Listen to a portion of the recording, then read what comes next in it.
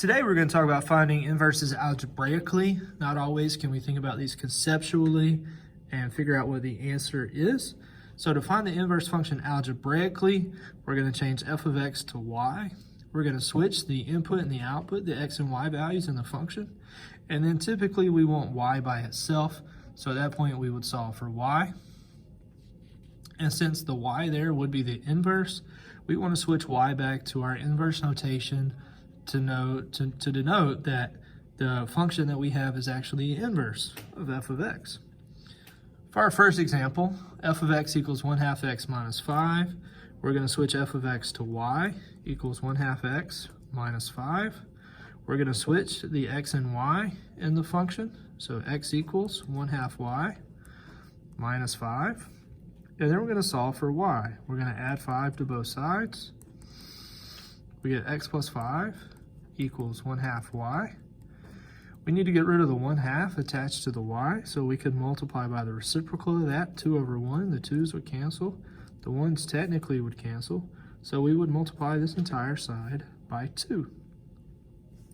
So we get y equals 2 times x plus 5 is equal to y, and we said y was the inverse of f of x. We could leave the 2 outside, or we could distribute the 2 inside and get 2x plus 10 would be equal to the inverse. Both answers would be acceptable. Let's look at example number 2. F of x equals 7x plus 1. Y equals 7x plus 1. Switch the x's and y's in the function, so x equals 7y plus 1. And then we're going to get y by itself. Subtract 1 from both sides. X minus 1 equals 7y, and then we're going to divide by 7. So we get x minus 1 over 7 is equal to the inverse of f of x. We could break this apart into 2 separate fractions. There's a 1 in front of the x, so 1x over 7 would be 1/7 x. And then negative 1 over 7 would be negative 1/7. That's also equal to the inverse. Either one of those answers would be acceptable. Example number 3 brings in a power function. F of x equals 2 times x minus 1 to the third minus 6. We're going to switch f of x to y first. We're going to switch the x's and y's in the function. So x equals 2 times y minus 1 to the third power minus 6. At this point, we're going to get y by itself. Add 6 to both sides. X plus 6 is equal to 2 times y minus 1 to the third power. Divide by 2. X plus 6 over 2 is equal to y minus 1 to the third power.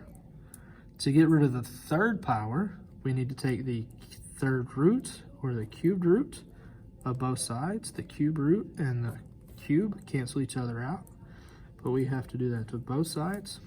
So we get the cubed root of x plus 6 over 2 is equal to y minus 1.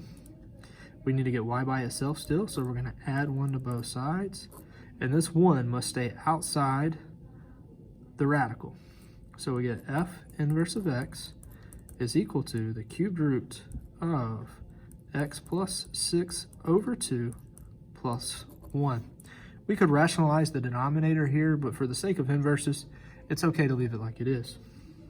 Example 4, f of x equals the square root of 2x minus 4. We want to switch the x's and y's. So x equals the square root of 2y minus 4. We got to get rid of the square root, so we're going to square both sides of the equation. So x squared equals 2y minus 4. We got to get y by itself, so we add 4 to both sides. So x squared plus 4 is equal to 2y, and then to get rid of the 2, we can divide both sides by 2. So the inverse function is equal to x squared plus 4 all over 2.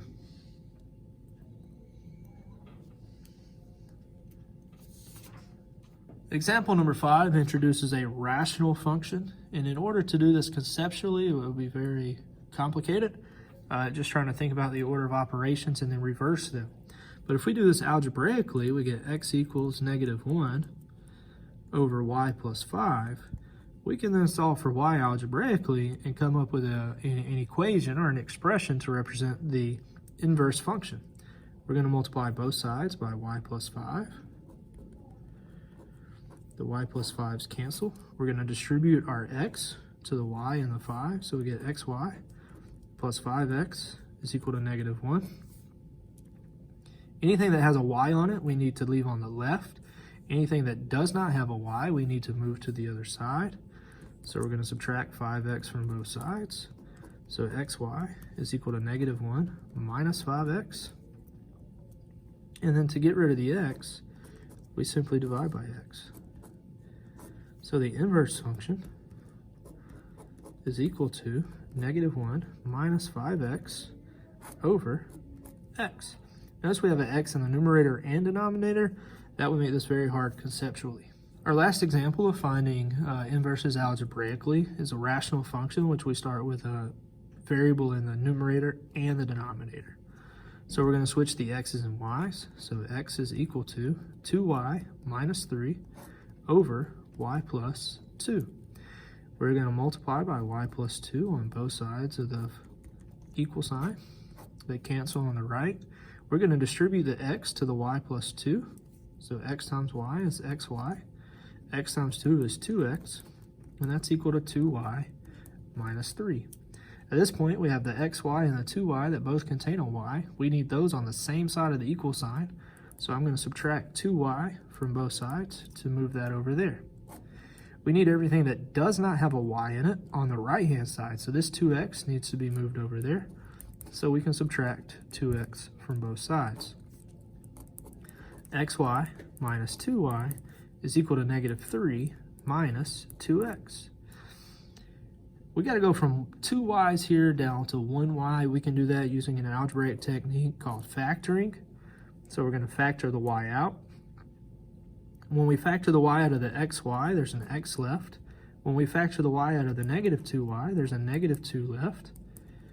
And that's equal to -3 minus 2x. To get rid of the x minus 2, we can divide by x minus 2 at this point. And we get the inverse function is equal to -3 minus 2x all over x minus 2.